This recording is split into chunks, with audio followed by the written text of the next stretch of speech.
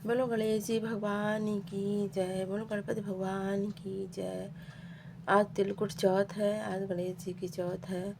आज सभी लोग व्रत करते हैं, भगवान जी की पूजा पाठ होती है और तिल का लड्डू चढ़ाते हैं सब लोग भगवान जी को।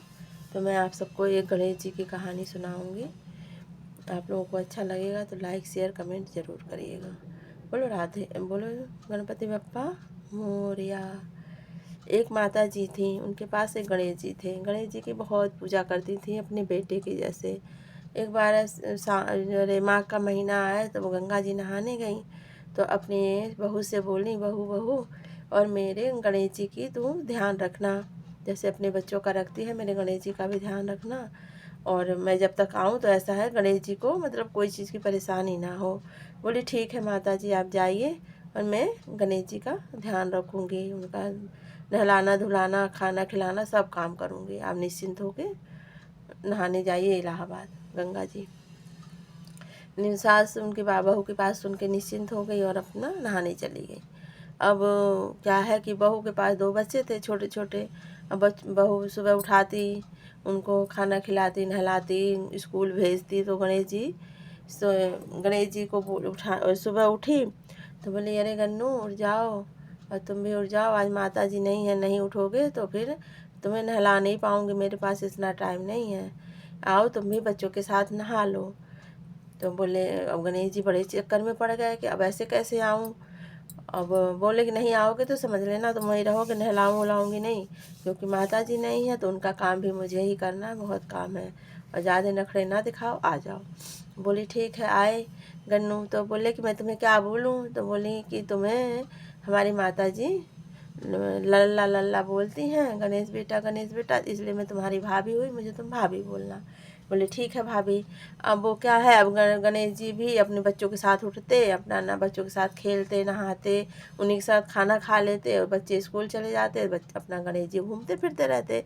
तो बोले गणेश जी ऐसा है देखो तुम ना माता जी से शिकायत ना करना, तुम्हें यदि कोई चीज़ चाहिए तो मुझे बता देना।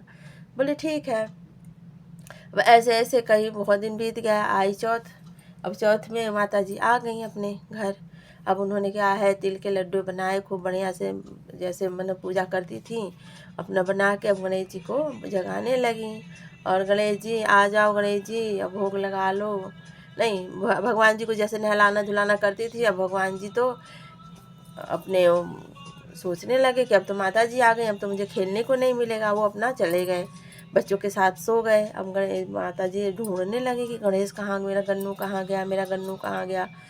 तो बहू बोली अरे माता जी आप क्यों परेशान हो रही हैं, गन्नू तो बच्चों के साथ सो रहा है। बोली है ऐसे कैसे तू बात कर रही है, गन्नू ऐसे कैसे बच्चों के साथ सो रहा है। बोली ना माता जी वो तो जब तक तुम नहीं थी गन्नू अरे बच्चों के साथ सोता था, उन्हीं के साथ उठना, उन्हीं के साथ खेलना खाना नहाना, बाहर खेलना। बोली अच्छा। बोली मैं भी देखूंगी। अब वो अपना उठी, बहू बोली गन्नू आ जाओ नहा लो, सब बच्चे नहा रहे हैं। आए गन्नू नहा लिए खाना खा लिए, अपना बच्चे स्कूल चले गए, अपना खेलते रहे। वो बहू सास जो थी गणेश जी के चरणों में गिर गई।